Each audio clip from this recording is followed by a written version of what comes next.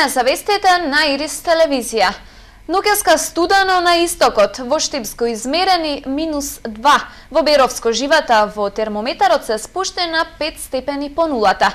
Земјоделците ја поминаа најтешката за нив ноќ оваа пролет, во очекување колкави ќе бидат штетите во нивните насади и дали препаратите за заштита од мрзнање биле ефикасни.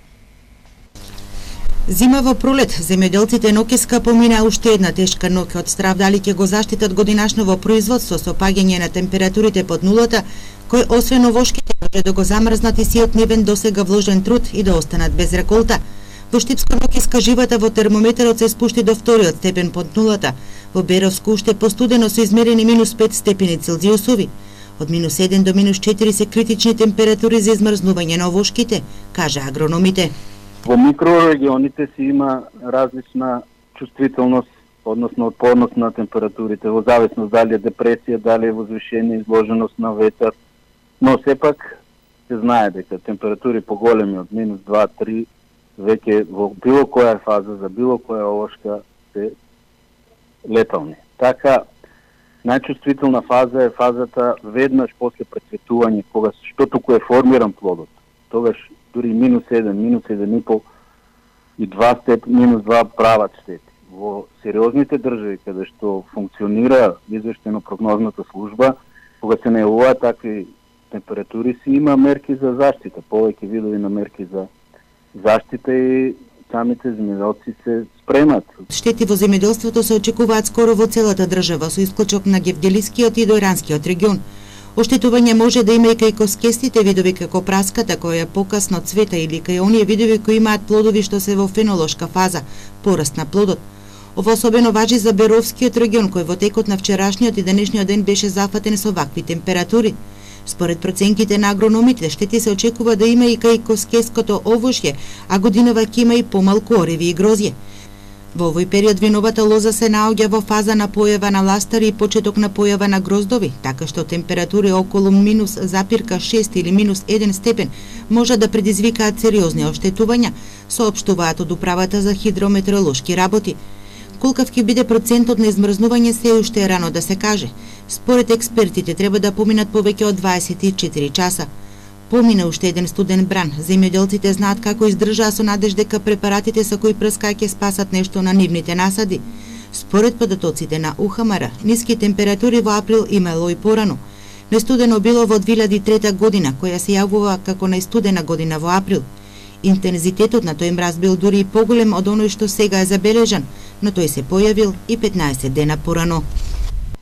Комарците и крлежите годинава ќе ги имаме, но во помал број. Сувата, студно и сушата ги сузби инсектите, смета познатиот инсектолог, универзитетскиот професор Душан Спасов од Земјоделскиот факултет од Штип.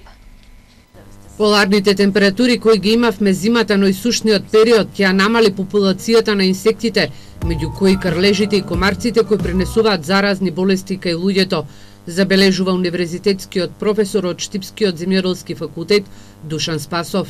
Ниските температури што беа оваа година и како се одразат непоболно врз развојот, односно врз намалувањето на популацијата на инсектите. Затоа што самите места на презимување, каде што презимуваат, без разлика инсектите во кој стадиум презимуваат, и како беа погодени од тие ниски температури. Жителите на Источна Македонија секое лето се жалат од злодневните инсекти во текот на вечерните часови. Главен извор за појавата на комарците во овој регион се оризните ниви полни со вода, а годинава и намалувањето на површините на оваа култура ќе придонесат уште помалку да ги имаме. Инсектологот Спасов истакнува дека добро е што општините, согласно законот, мора да ги спроведуваат акциите. Градоначалниците имаа иницијатива државата да ја преземе акцијата.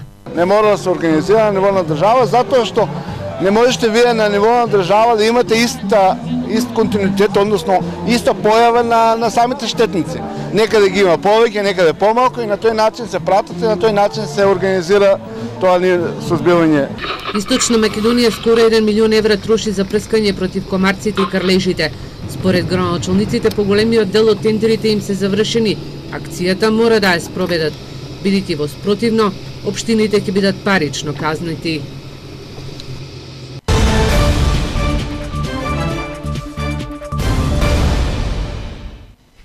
Денот на планетата Земја одбележан од младите во Штип. Екологистите се дружеа во екопаркот Виножито, а учениците од основното училиште Гоце Делчев од Штип ја промовираа кампањата за заштита на шумите, насловена како "Запали дрво, искаси живот". Еко час во природа, со дружење и песна. Вака денеска младите екологисти во Штип, членови на Виножито, го одбележаа светскиот ден на планетата Земја.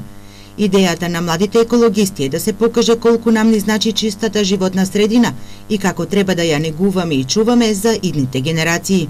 Сметаме дека направивме на убава работа, затоа што ги извлековме учениците од затворениот простор, од училниците, од домовите и доведовме во природа да дишат чист воздух и да се дружат. Сметаме дека Виножито дава свој допринос за здравјето и за една еколошка поука, би рекла јас, на учениците.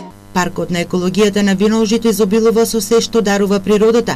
Грижата за него трае веќе 2 децении. Овој парк содржи сите врсти на цвеќиња, овошни дрвца, секакви и градинарски култури одгледуваме за да ги покажеме на учениците кога доаѓаат да ги видат. Се што е во областа на екологијата, тука се одржува во живот. Со активности за денот на планетата Земја се вклучи и основците во училиштето Гоце Делчев. Шумите се белите дробови на нашата животна средина, прошетка во природа, рај за очите и душата. Ова се дел од многуте пореки кои денеска како амбасадори на природата, учениците ги пратија до сите нас, потенцирајќи го значењето на шумите како дел од кампањата која ја промовираа денес "Запали дрво, изгаси живот". Ние треба да ги заштитиме нашите шуми и затоа што тие се нашето богатство. Треба да ја чуваме и негуваме нашата природа. Ние имаме само една планета и кон неја треба да се однесуваме правилно, да ја чуваме и да ја негуваме. Целта на оваа кампања е да се подигне свеста за значењето на шумите и колку тие ни се потребни за здрава животна средина. Денешнава активност е всушност промовирање и споделување на искуствата и знаењата на нашите амбасадори на природата со останатите ученици од сите основни и средни училишта. Целта ни е подетално да ги информираме и да ги вклучиме во активности поврзани со заштита на природата. Особено сега на нашите шуми, нели тука е Плачковица. Пораките на екологистите и оваа година по повод одбележувањето на меѓународниот ден на планетата Земја треба да допре до сите со подсетување дека треба да се чува, зашто таа знае да ни врати, но и да се укаже на загадувањето на воздухот и водата, радиоактивното зрачење, исцрпувањето на ненадоместливите енергенси кои ја уништуваат. Спомените на Васил Хаджикимов, долго време чувани во Државниот архив во Бугарија, непреведени и преточени во книга. Спомени денеска беше промовирана во неговиот роден град, а заслугата и припаѓа на младиот историчар, магистар Кире Филов и неговиот ментор, професор доктор Тодор Чебреганов. Промовирана книгата спомени за штипјанецот Васил Хаджикимов, за кого приредувачот Кире Филов ќе рече дека македонската јавност многу малку знае за оваа историска личност. За да ја напише книгата, ги користел спомените на Васил Хаджикимов, кои се чуваат во Централниот државен архив во Софија. Васил Хаджикимов е роден во 1903 година во Штипско Ново село. Автор е на брошурата "Не можам повеќе да молчам", во која жестоко ги осудува убиствата над македонските дејци извршени од Ванчо Михајлов. Васил Хаджикимов во 20-те години станува член на Комунистичката партија, подоцна влегува во младинската организација на ВМРО. После тоа заминува во Бугарија, каде што дејствува се до 1941 година, кога се враќа назад во Македонија и ги формира централните акциони комитети, односно еден вид подготовка за наредната власт што доаѓа во Македонија. Филов забележува дека Ванчо Михајлов по војната е осуден на повеќе годишна затворска казна. По низиното издржување работел во библиотеката Свети Климент Охридски во Скопје, пошто заминал во Бугарија. Во родниот Штип се врател во 1991 година, каде што и починал. Промоторот на книгата спомени, универзитетскиот професор Трајче Стојанов вели дека спомените се значаен историски документ, но исто така имаат значење и за политиколозите, книжевниците и психолозите. ќе видите импресивна организацијска способност за тоа како Васлав Хаджикимов за само неколку дена ја организира одбраната на Скопје од балистите. Буквално за 2-3 дена организира одбрана и тоа под со одобрение на Комунистичката партија. У секој случај значаен историски документ кој што во овој случај приредувачот магистар Кире Филов ни го приоштил на пошироката јавност за да може историографите, историчарите да судат за тој историски период. Издавач на книгата спомени за Васил Хаджикимов е националната установа Универзитетска библиотека Гоце Делчев од Штип. Градинката Стиба од Штип прва во регионот ќе произведува струја за своите потреби. Инсталирањето на фотоволтични кели и последната фаза од проектот за зголемување на енергетската ефикасност во оваа градинка. Досега имаат поставено соларни системи, а во текот на овој месец ќе биде пуштен во потреба и бунарот за искористување на техничка вода. Штипската градинка Астибо ќе биде првата воспитно-образовна институција во регионот која ќе поставува фотоволтаични келии за производство на електрична енергија. Поставувањето на ваквите панели е и последна фаза од проектот за зголемување на енергетската ефикасност во оваа градинка.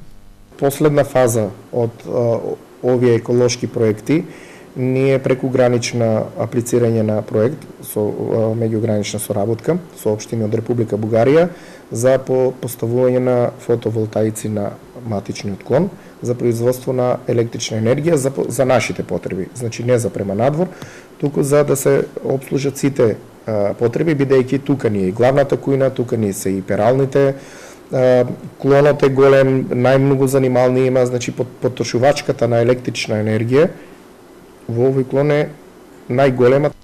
Досега законот не дозволуваше детските градинки да поставуваат кели за производство на електрична енергија, појаснува Митров. Сега со измените, но и со обезбедувањето на меѓународен партнер, може да се реализираат и ваквите проекти. Аплицираме со општина Кюстендил, со исто така со детската градинка од општина Кюстендил, а проектот е некаде околу 600.000 евра, од кои што парите по процент се доделуваат во однос на носителот на проектот и вториот апликант. Ние сме таму носители на проектот, така да поголемиот дел од оваа сума треба да ја добиеме ние, но одлуката ја имаат луѓето од оние кои што ќе го одобрат проектот. Во регионот градинката Астибо е пионер во имплементирање на проекти за зголемување на енергетската ефикасност.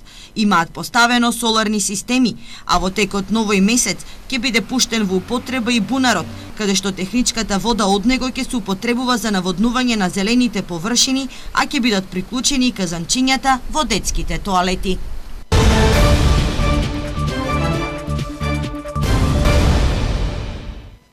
Малолетничките бракови рак рана на ромската заедница. Има тенденција за намалување со воведување на задолжителното средно образование, но проблемот бара поголема ангажираност и соработка меѓу институциите и граѓанскиот сектор за намалување на проблемот, велат од Сдруженијето за мултиетничко општество и човекови права од Штип. Малолетничките бракови се уште доминантни во ромската заедница. Превенцијата и образованието е клучот за надменување на традицијата за подобар и поквалитетен живот на младата ромка, која се уште не е полнолетна и не може да носи зрели одлуки за сопствениот живот. Бројот на овие бракови е во опаѓање, покажуваат анализите на граѓанскиот сектор со воведувањето на задолжителното средно образование, но потребна е поголема едукација во тој дел. Во односи на малолетничките бракови можам да истакнам дека имаме тенденција на намалување, но сепак се уште постои овој проблем и превземаме одредени активности и за ова сметам дека во скоро време ќе организираме уште еден настан баш во однос на превенција на малолетничките бракови заедно со родителите, учениците, студентите. Решавањето на проблемот со детските бракови бара и поголема соработка меѓу институциите и граѓанскиот сектор, велат од Сдруженијето за мултиетничко општество и човекови права во Штип. Да продискутираме повторно заедно и она кои мерки би ги преземале заедно. И ние како граѓански сектор, а институциите, а и самата заедница да го вклучиме во овој процес за постепено надминување на овој проблем, бидејќи сепак допринесе и законот за задолжително средно образование да овие малолетнички бракови се намалуваат, но сепак ги имаме, се присутни кај нас и сметам дека треба да поработиме повеќе и покоординирано меѓу себе за да можеме да влијаеме на ова прашање. Според анализите, младата ромка стапува во брак на возраст од 13 до 16 години. Праксата на центрите за социјални работи покажува дека е многу мал бројот на родители кои реагираат и бараат нивните малолетни деца да ги вратат од намерите да стапат во малолетнички брак. Од тука се погласни во барањата се граѓанските здруженија кои бараат измени во законот и одговорност за родителите кои ќе дозволат да се склучи брак со малолетно лице, поаѓајќи од Конвенцијата за заштита на правата на децата. И во овие саботни вести пренесуваме дел од неделното интервју на Радио Слободна Европа. Како Центар за управување со кризи имаме одредена улога, би рекол, значајна во системот на превенција и на рано предупредување. А што се однесува до пожарите, тоа станува или се пожарите воопшто, или се изазивани од човечкиот фактор или од природни непогоди. Во овој случај се работи за еден период кај што имавме релативно сушен период и сува трева и така да човечкиот фактор традиционално кај нас во ова време припрема за насади и така натаму во нашата, за жал, ниска свест се палат овие усеви од минатата година и тоа проузрокува пожари. Нашиот систем на Центарот за управување со кризи е да ги спречи да ги предупредува сите значајни актори во ова. За тоа имавме голема помош од системот кој е веб базиран, така наречениот МакФИС. Тоа е веб базиран систем каде што имаат пристапи граѓаните кој ги лоцира сите места кај што може да дојде до пожар и моменталните услови што се однесува до климата, до количината на врнежи и така натаму, што влијаат на опасноста на самите пожари и на опасноста од избивање пожар. Иначе достапноста на МакФИС системот, на веб базираниот, прво е кај граѓаните, а второ е кај сите институции, актери или надлежни секој во својата област за спречување и за гасење на пожари.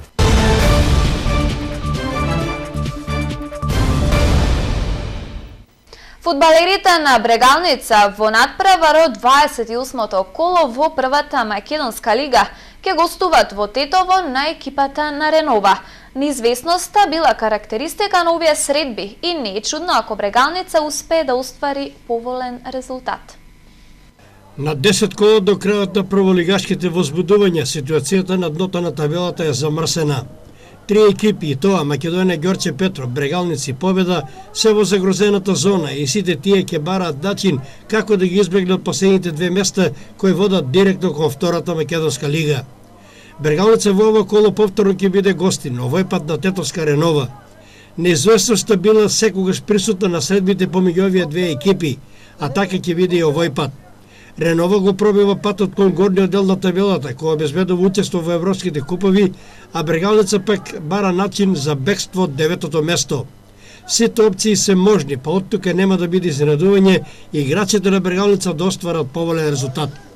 Главен судија на надпреварот Ренова Брегалница ќе биде Димитар Мечкаровски, а помошници ќе му бидат Дејан Неделковски, Гоце Петревски и Влахо Константин како четврти судија. Еве ги комплетните двојки за оваа 28 коло. Работнички Македонија ќе играат во сабота. Екипите на Шкупи Вардар, Сирекс Шкендија, Пелистер Победа и Ренова Брегалница ќе играат во недела 23 април со почеток во 16 часот.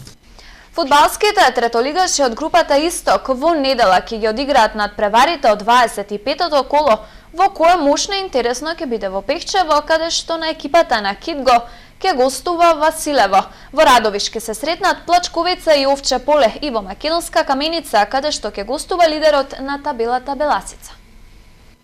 Мошто атрактивно и возбудливо ќе биде во ова 25-то првенствено коло на Истокот, во кое ќе има неколку интересни двојки. Во борба за самиот врв на табелата на екипата на Каменица Саса ќе гостува тимот на лидерот на Истокот Струмичка Беласица. Во Радовиш ќе се сретнат старите познаници Плачковица и Овчеполе, а исходот од овој надпревар ќе го исчекува и тимот на Китго, кој во Пехчево ќе се сретне со екипата на Василево. Во случај на пораз до Овчеполе, тимот на Кидго со евентуална победа ќе избие сам на 5-тото место на табелата пред Овчеполе. Еве ги комплетните парови за ова 25-то коло. Плачковица Овчеполе, Каменица Саса Беласица, Слог 1934 работник Џумаилија, Напредок Здраве Радово Брегалница Гојлак, Малеш Рудар 1947 и Кидго Пекчево Василево. Слободни во ова кола ќе бидат екипите на Тиверија и на Осогово. Сите надпревари ќе се одиграат во недела 23 април со почеток во 16 часот. Со последните информации од фудбалот ги завршуваме вестите на Ирис телевизија. За повеќе информации посетете на социјалните мрежи. Пријатно!